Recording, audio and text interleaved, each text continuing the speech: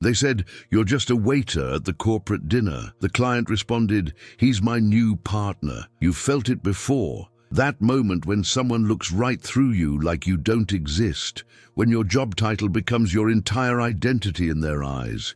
What if I told you that sometimes the most powerful people in the room are the ones everyone else ignores? This is what happened when a waiter served more than just food at a high-stakes business dinner. When assumptions collided with reality, when prejudice met its match. Picture this: crystal glasses, expensive suits, million-dollar deals being discussed over 5-course meals. The kind of dinner where careers are made and broken between the appetizer and dessert. And there he was. Black bow tie, crisp white shirt, moving between tables with practiced grace. Just another invisible person in a room full of self-importance. "Could you top off my water?" Without even looking up, without a please, without acknowledging he was speaking to another human being. The executive at table 3 was particularly dismissive that night. You know the type. Speaks louder when discussing his achievements, name drops every other sentence, treats service staff like furniture. But something was different about this waiter. The way he observed, the way he listened, the way he remembered every detail about every guest. You see, sometimes the universe has a sense of humor. Sometimes it places people exactly where they need to be, disguised as exactly what others expect them to be. What would you do if you discovered the person you just dismissed held the key to everything you wanted? What if your biggest opportunity was dressed in a server's uniform? This isn't just a story about a dinner that changed everything. It's about every time you've been underestimated. Every moment, someone decided who you were based on what you do, not who you are. Get ready.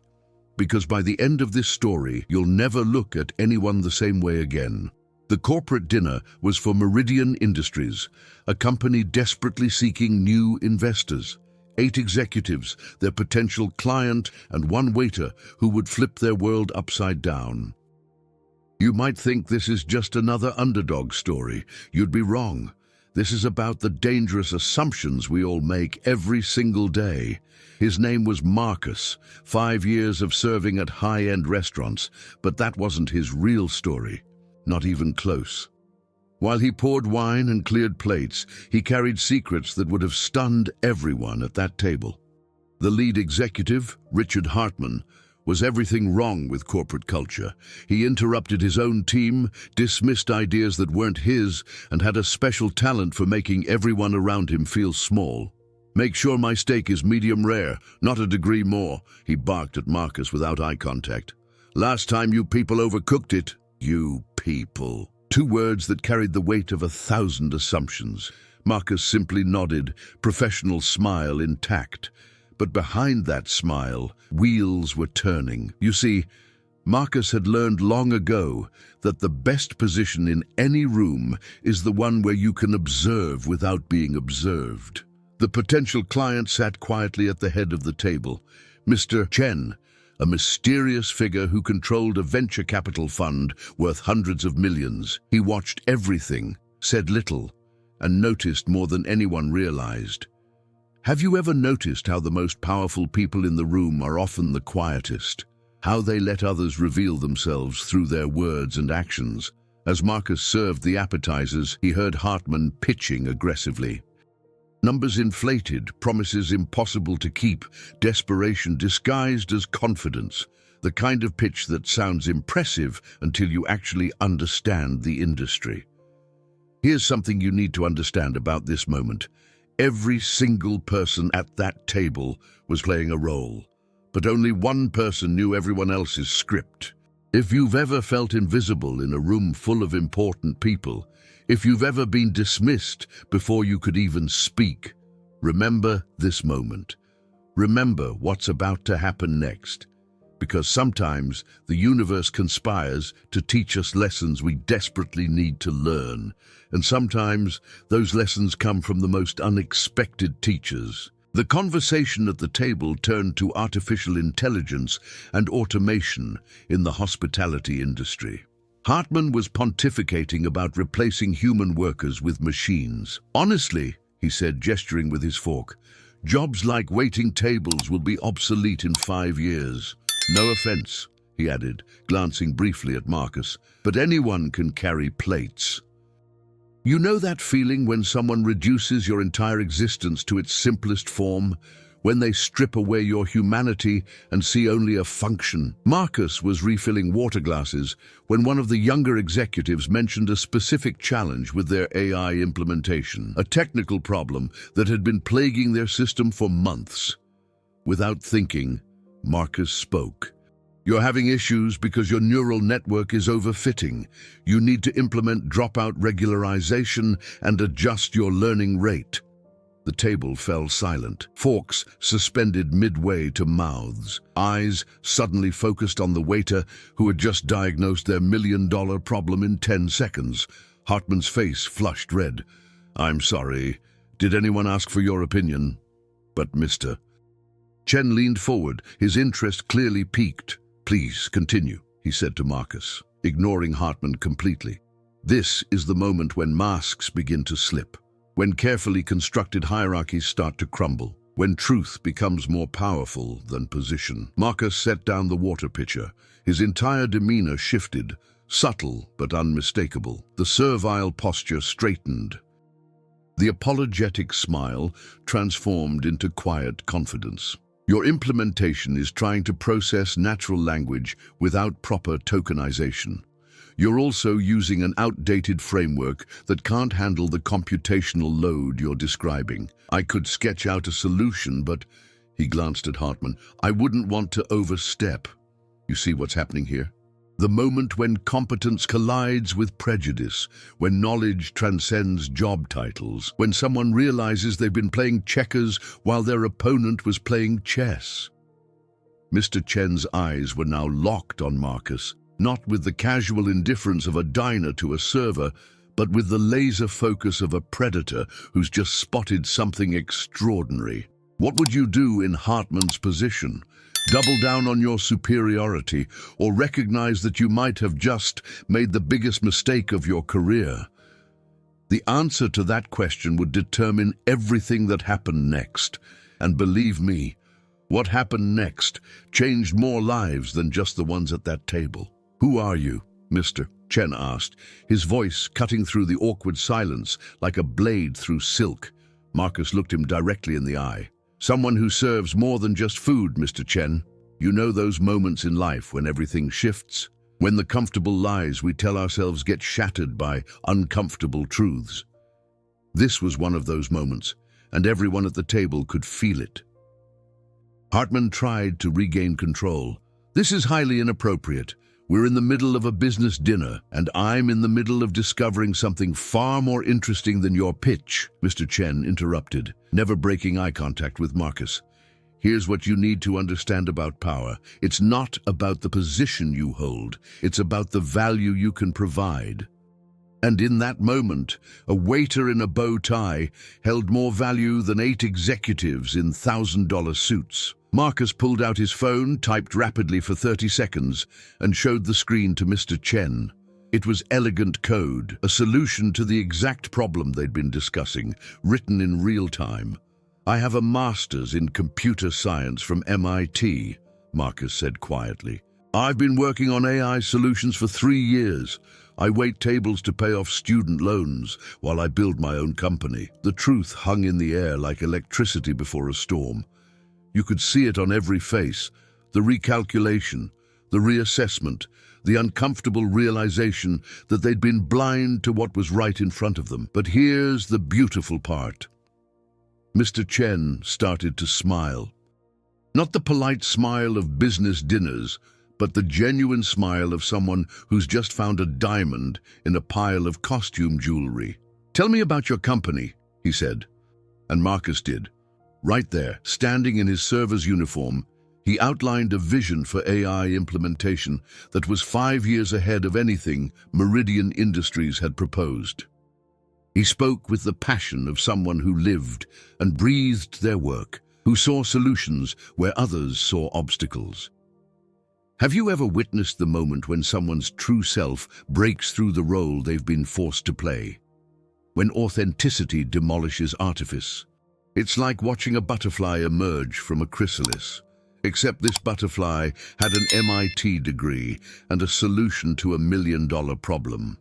If you're wondering whether it's worth pursuing your dreams while working a job that doesn't define you, let this moment be your answer, because sometimes the path to your destiny runs straight through a dining room, carrying a tray of overpriced entrees.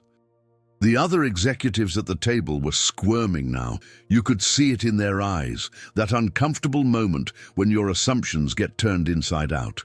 One of them, a woman named Patricia, who'd been silent most of the evening, suddenly spoke up. "Marcus, I've seen you here for 2 years. Why didn't you ever say anything?" Marcus's answer would haunt everyone at that table for years to come. "Because no one ever asked. You saw a uniform, not a person. Think about that for a moment. How many brilliant minds have you walked past today? How many potential partners, innovators, or friends have you dismissed based on a first glance?" Mr. Chen stood up, something unprecedented in the middle of a business dinner. "I'd like to speak with you privately," he said to Marcus. Then turning to Hartman, "Your presentation was adequate, but I've found what I was really looking for tonight." Hartman's face cycled through emotions like a slot machine: confusion, anger, desperation. "You can't be serious. He's just a..." "Careful," Mr. Chen warned, his voice suddenly cold. "You're about to finish that sentence with words that explain exactly why Meridian Industries isn't ready for my investment." The weight of those words settled over the table like a shroud. You see, Mr. Chen understood something that Hartman didn't. The future belongs to those who can see potential anywhere, not just where they expect to find it. Marcus set down his serving tray. "I need to finish my shift," he said professionally, "but I can meet you afterward if you're serious." "I'll wait," Mr. Chen replied. "I've waited this long to find someone who solves problems instead of just talking about them. Another hour won't hurt." This is the part of the story where everything accelerates, where years of preparation meet a moment of opportunity, where being underestimated becomes the ultimate advantage. The rest of the dinner proceeded in surreal silence. Marcus continued serving, but now every movement was watched, every gesture analyzed. The invisible man had become the center of gravity. You want to know the irony? Hartman left the worst tip of his life that night. Even faced with undeniable evidence of his mistake, he couldn't let go of his need to feel superior. But Marcus was about to leave more than just that restaurant behind. 2 hours later, Marcus sat across from Mr. Chen in the hotel bar. He'd changed out of his server's uniform into jeans and a simple sweater. Somehow, he looked more powerful now than any of the executives had in their expensive suits.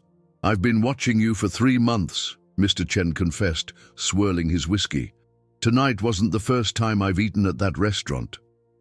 You feel that chill running down your spine.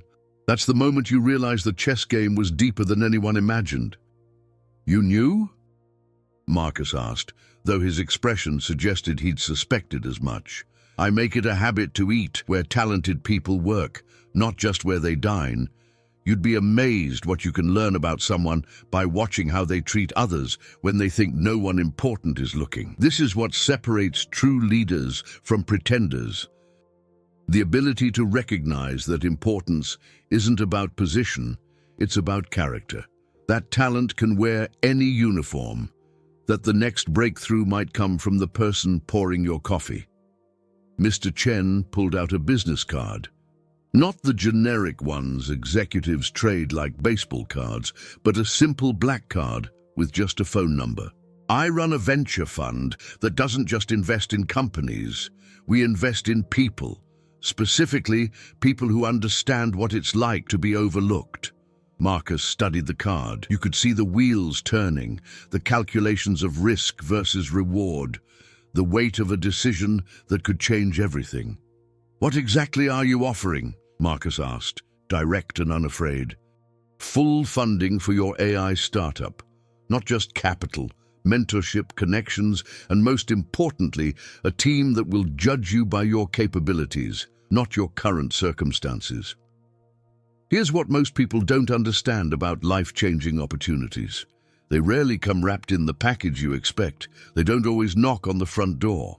Sometimes they find you while you're carrying dirty dishes to the kitchen. There's one condition, Mr. Chen added. You keep working at the restaurant one night a week. Marcus raised an eyebrow. Why? Because the moment we forget where we came from is the moment we become like Hartman. Success without humility is just arrogance with a bigger bank account. Can you imagine the poetry of that requirement? The wisdom in staying connected to the ground while reaching for the stars. Marcus extended his hand. When do we start? We already have, Mr. Chen smiled. The moment you chose to speak up, knowing it might cost you your job. That's when I knew I'd found who I was looking for. 6 months later, Marcus's AI company had its first major product launch. The invitation list for the celebration included tech industry leaders, investors, and journalists. But there was one special table that caught everyone's attention. Every server from the restaurant where Marcus had worked was invited as honored guests. They sat at the table with the best view, served by others for once. Their names listed in the program under founding inspirations. You see what happened there? Success that doesn't lift others is just selfishness with better PR. Real achievement creates ripples that touch everyone who believed in you when you were nobody. Patricia, the executive who had asked Marcus why he never spoke up, was there too. She'd left Meridian Industries, tired of working for people who couldn't see potential unless it wore the right label. She now headed Marcus's Human Resources division. We look for talent everywhere, she explained to a reporter, especially in places where others aren't looking. But the real shock came when Richard Hartman arrived. Yes, the same executive who dismissed Marcus 6 months earlier. He'd been laid off when Meridian's latest project failed, the same project Marcus could have saved with his solution. He approached Marcus during the cocktail hour, humility replacing his former arrogance. I need to apologize, he began. Marcus listened, not with satisfaction, but with the patience of someone who understood that we all have moments when our worst selves take control, when our insecurities make us cruel, when our fear makes us small. I don't need your apology, Marcus replied, but I am curious. What have you learned? Hartman's answer revealed a man transformed by failure. That I spent so much time looking up at who I wanted to impress, I never looked around at who could actually help me grow. This is the thing about prejudice and dismissiveness. They don't just hurt others. They rob us of opportunities to learn, to grow, to discover extraordinary people in ordinary places. The party continued, but the real celebration wasn't about Marcus's success. It was about a room full of people who now looked at the world differently, who understood that brilliance doesn't always announce itself, that sometimes it quietly refills your water glass while solving problems you didn't even know you had. If you're reading this and feeling stuck in a job that doesn't reflect your potential, remember this moment. Remember that your current position is not your final destination. It's just where you are while you prepare for where you're going. And if you're reading this from a position of power or privilege, remember this too. The next person who could change your life might be standing right in front of you, invisible only because you're not really looking. 1 year later, Marcus's company was valued at $50 million, but the real story wasn't in the numbers. It was in the culture he'd built. Every Friday, the entire leadership team worked a service job. Retail, food service, customer support, roles where they could remember what it felt like to be invisible, where they could spot talent in unexpected places. You think this is just a feel-good policy? Think again. Those Fridays led to some of their best hires, a cashier who revolutionized their customer interface, a janitor who identified a critical security flaw, a delivery driver who optimized their logistics algorithm. Mr. Chen visited the office one afternoon, watching as executives in sneakers and name tags prepared for their service shifts. "This is why I invested in you," he told Marcus, "not for your code, but for your code of conduct." But here's where the story takes an unexpected turn. Remember the restaurant where it all began? Marcus didn't just maintain his one shift a week there, he bought it. Not to change it, not to upgrade it, but to preserve it as a place where potential could hide in plain sight. Where the next Marcus could be discovered by the next Mr. Chen, he kept the same manager, the same staff, the same menu. The only change? A small plaque by the door that read, "Everyone who enters here has a story. Take time to listen." The restaurant became a pilgrimage site for entrepreneurs and investors. They came hoping to find hidden talent, but what they found was usually a mirror. A reflection of their own assumptions and biases. One evening, a famous tech CEO sat at table 3, the same table where Hartman had dismissed Marcus. She treated her waiter with casual indifference, focused on her phone, barely acknowledging his existence. That waiter, a doctoral candidate in bioengineering, working to pay for her research. Someone whose ideas about medical AI could have revolutionized the CEO's health tech division, but the CEO never knew. She left a standard tip and a missed opportunity. Some lessons, it seems, are harder to learn than others. You see the pattern here? The universe keeps offering us chances to see beyond our assumptions, to recognize that every interaction is an opportunity.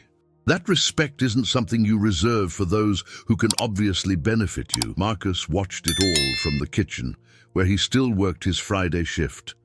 Not serving tables anymore, his hands were too valuable for that, his investors said.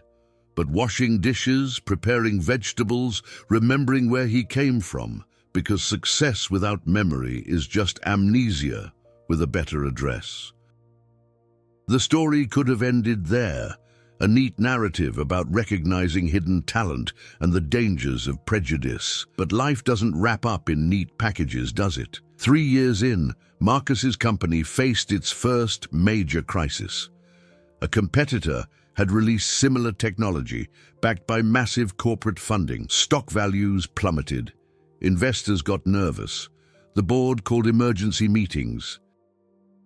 You know what corporate panic looks like? It's when principles get thrown out the window and survival instincts take over. When company culture becomes a luxury you can't afford. The board pressured Marcus to cut costs. "Start with the service program," they said. "It's a nice gesture, but we need everyone focused on core business." This is the moment that defines who you really are.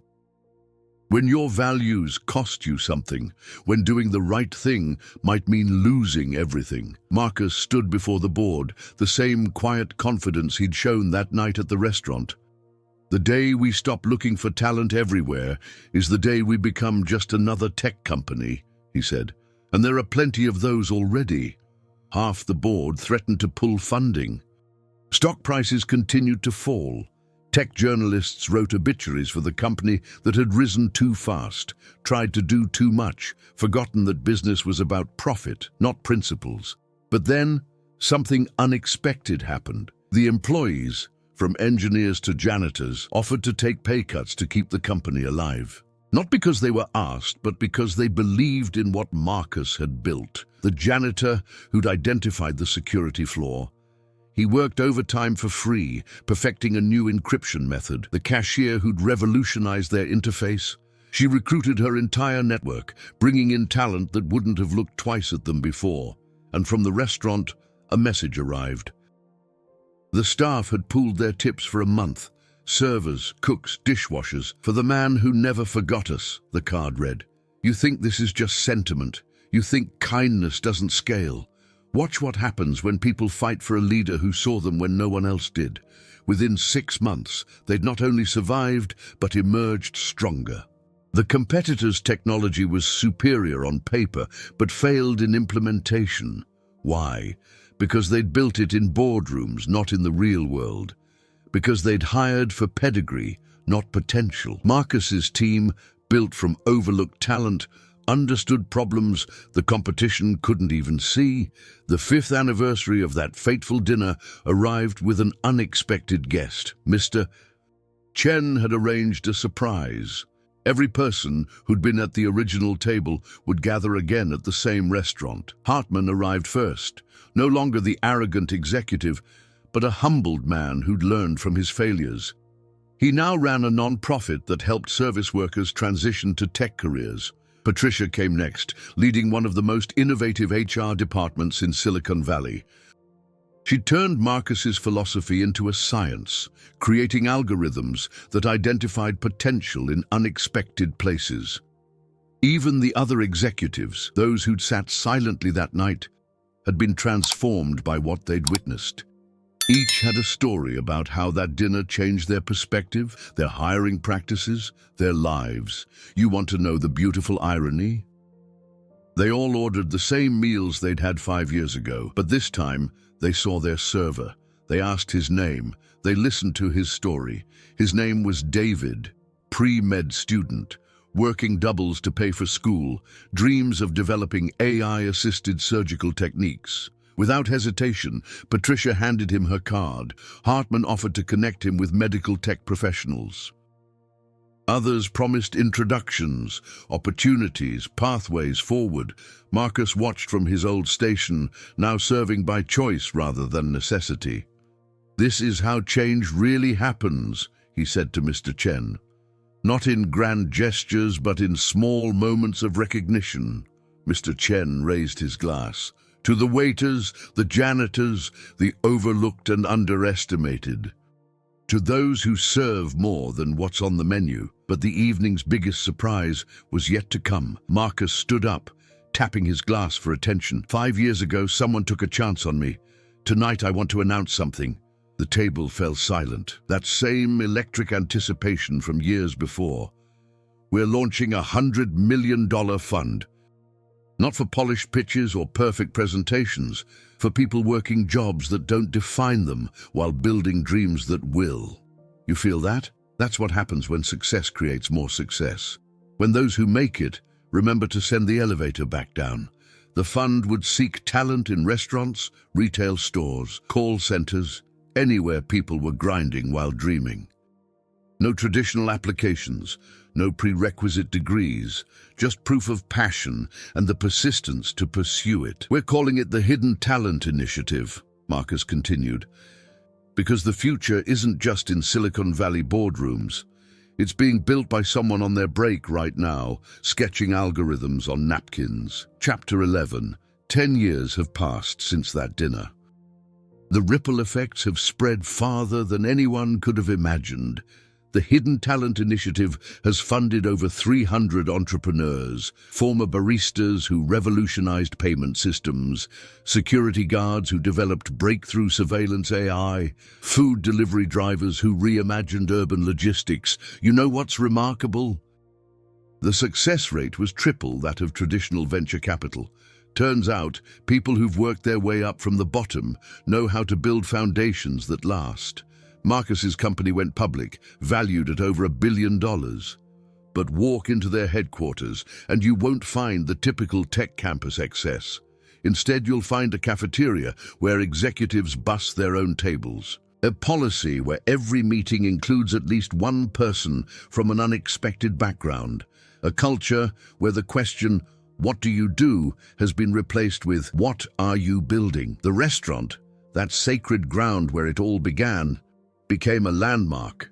Business schools brought students there for lessons that couldn't be taught in classrooms. The table where Hartman had dismissed Marcus bore a simple plaque. Transformation begins with seeing people, not positions. But perhaps the most powerful change was in how the story spread. Parents told their children, never judge someone by their uniform. Managers reconsidered who they hired and how. Investors started looking for founders in food trucks and retail stores. Richard Hartman, transformed from villain to advocate, gave a TED talk that went viral. "The day I was blind to brilliance." He ended with words that still echo.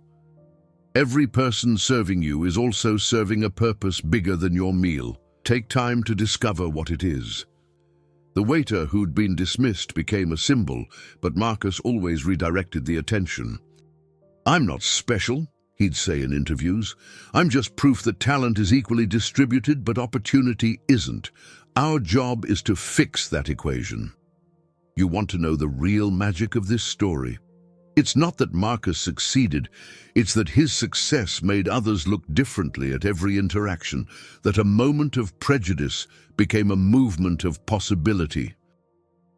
Somewhere right now, a brilliant mind is taking your order. A future innovator is cleaning your office. A world changer is invisible in plain sight, waiting for someone, maybe you, to see them for who they really are.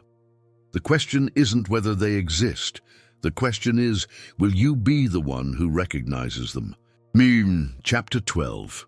Here's the truth that no one tells you about moments that change everything. They're not really moments at all. They're the culmination of every choice that came before and the catalyst for every choice that comes after. Marcus still works one shift a month at the restaurant, not washing dishes anymore, but training new servers. He tells them, "This job isn't who you are. It's what you're doing while becoming who you're meant to be." On a recent evening, a young woman approached him after her shift. Maria, single mother, working 3 jobs while teaching herself to code on broken laptops she'd restored from recycling centers. "I heard your story," she said quietly. "Is it really possible for someone like me?" Marcus looked at her, really looked. Saw the exhaustion battling with determination, the doubt wrestling with dreams, the same fire he'd carried while serving entitled executives who couldn't see past his uniform. "Someone like you," he repeated. "You mean someone brilliant enough to learn coding while raising a child and working 3 jobs, someone resourceful enough to build computers from scraps. Someone determined enough to ask for what they want, despite every reason to stay quiet." She straightened, seeing herself through his eyes for perhaps the first time. "There's no one quite like you," Marcus continued, "and that's exactly why you'll succeed." 6 months later, Maria's app for connecting service workers with emergency childcare had secured its first round of funding. From the Hidden Talent Initiative, naturally, but more importantly, from investors who'd learned to see potential where others saw problems. You see, that's the real inheritance of that dinner 10 years ago. Not just Marcus's success, but the countless stories that followed. The executives who changed how they hired, the investors who changed where they looked, the workers who changed what they believed about themselves. Every time someone pauses before dismissing another person, every time talent gets recognized regardless of its uniform, every time someone remembers that we're all just humans serving each other in different ways. That's the legacy of that night. Mr. Chen, now in his 70s, still visits the restaurant monthly. He sits at different tables, watches different servers, looks for the next story waiting to unfold. "The best investment I ever made," he tells anyone who asks, "was learning to see people, not positions." And Marcus? He's planning something new, a global network of physical spaces where service workers can access free training, mentorship, and funding. Places where your current job is just your funding source, not your identity. Where dreams get the same respect as degrees. "We're going to call them visibility centers," he explained at the announcement, "because the first step to achieving the impossible is having someone see that you can." This story started with someone saying, "You're just a waiter." It continues every time someone proves that there's no such thing as just anything, that every person carrying your food might also be carrying the future, that dismissing anyone's humanity diminishes your own. What will you do with this story? Will you file it away as an interesting anecdote, or will you let it change how you see the world? Will you be someone who says, "Just a waiter," or someone who asks, "What else are you building?" The choice is yours. But remember, somewhere, Right now, the next Marcus is refilling someone's coffee cup. The next breakthrough is wearing a name tag. The next world-changing idea is being sketched on the back of an order pad. They're not waiting to be discovered, they're waiting to be seen. And maybe, just maybe, you're the one who will see them. Like the video, subscribe and share your thoughts below. This channel is for those who believe in the power of small acts to change lives.